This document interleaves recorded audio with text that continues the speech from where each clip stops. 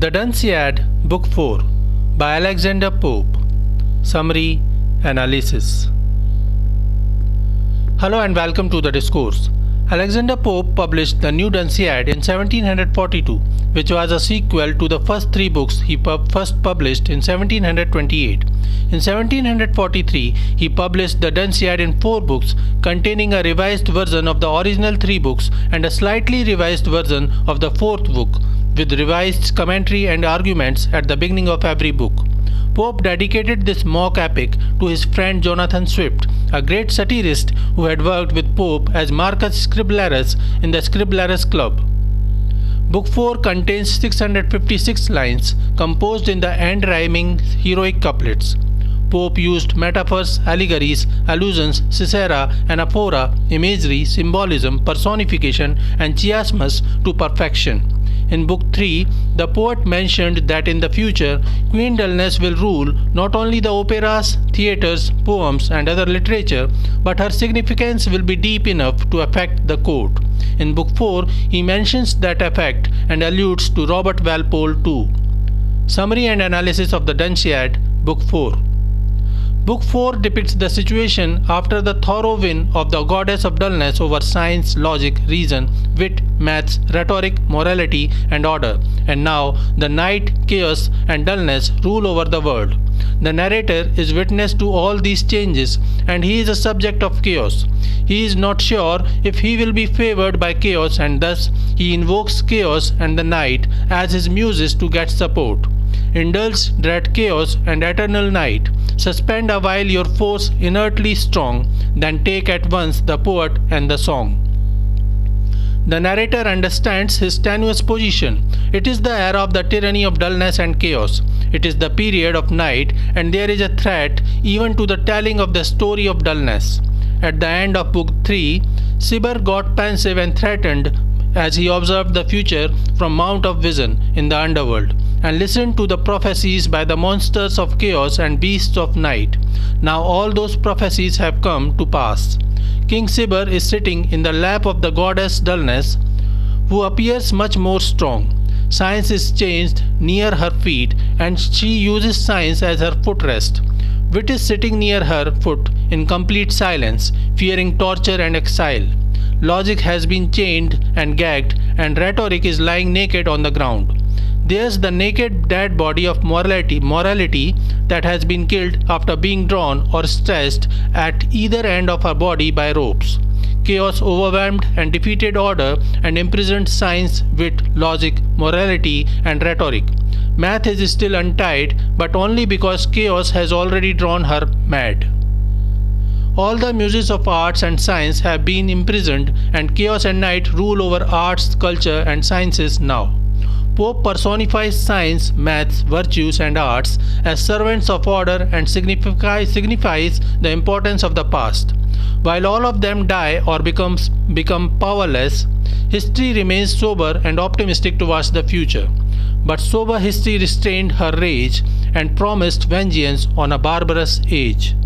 Eliza, the voluptuous poetess, is now a harlot of chaos, who announces that soon the stubborn and resistant muses will be punished, and then chaos shall reign fully. However, she is worried about music, the most seductive muse of all. She warns that dangerous music may seduce science and order to raise a rebellion, and thus she advises the goddess of dullness to ban great musicians like Handel, George Frederick Handel, and from the shores of Britain. Dullness appreciates the harlot for her vision and bans Handel. The harlot gathers all the dunces and compels them to discourage and abort the spread of the arts and sciences.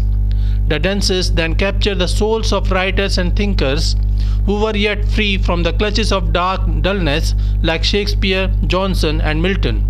Pope uses allegory to attack the over-analysis of the works of these writers by his contemporaries that degrade the artfulness of their works. Dullness then orders a new decree to revive the wits, university wits, so that they may be attacked by her army of dunces and critics to be murdered and cut into pieces. When dullness smiling thus revive the wits, but murder first and mince them all to bits. Pope uses chiasmus here.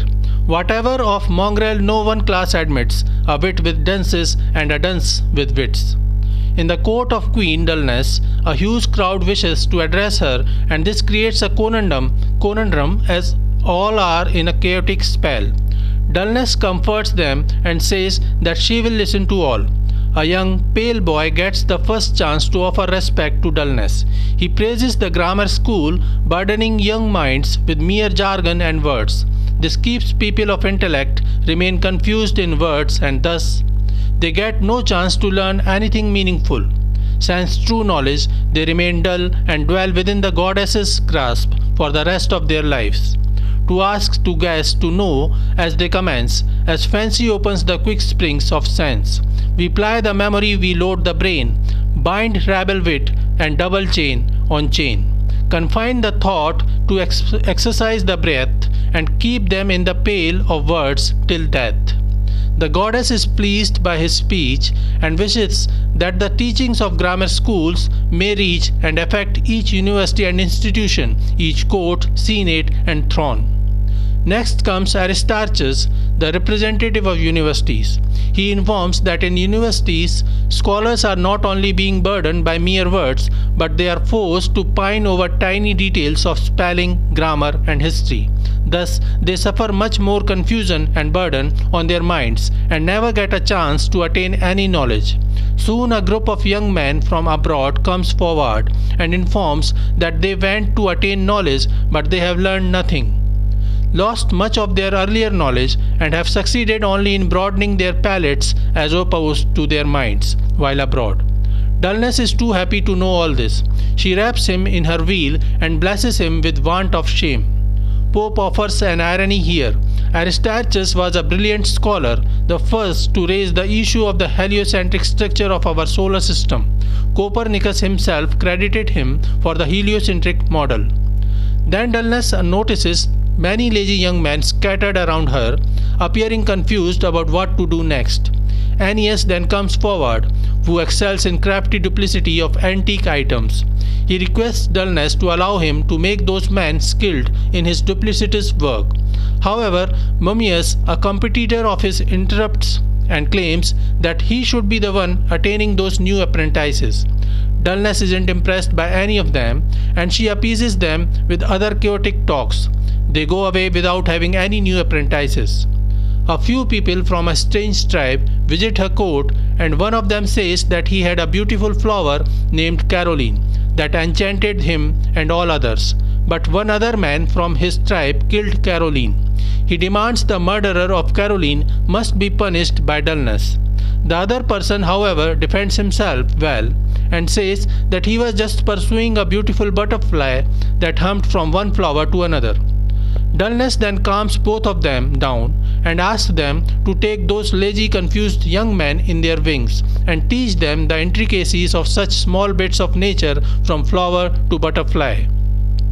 However, she wants them both to not let these young men learn anything important other than those dull bits of nature, so that they may never get time and enthusiasm to learn anything important. A clerk of the group of minute philosophers and freethinkers comes forward and begs Dulness for the death of morality and faith, so that dunces may establish themselves as creators of all. Then Silenus comes forward with a group of young men ready to be in service of Dulness.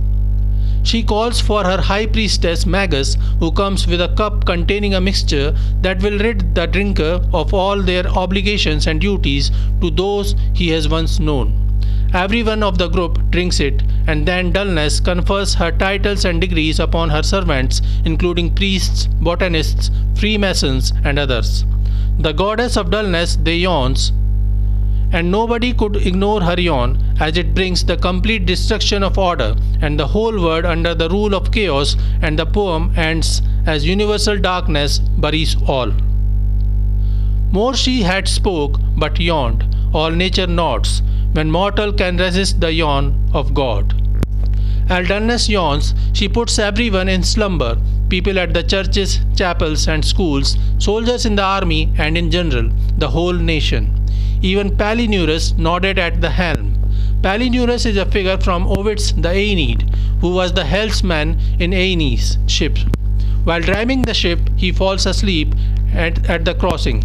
Pope uses Palinurus as an allusion to Robert Walpole, who, being the Prime Minister, was the helmsman of England at that time. However, there is resistance. Some people are still sane and oppose dullness with their wit. The poet's wit is keeping the readers awake against the ill effect of dullness. So this is it for today. We will continue to discuss the history of English literature. Please stay connected with the discourse. Thanks and regards.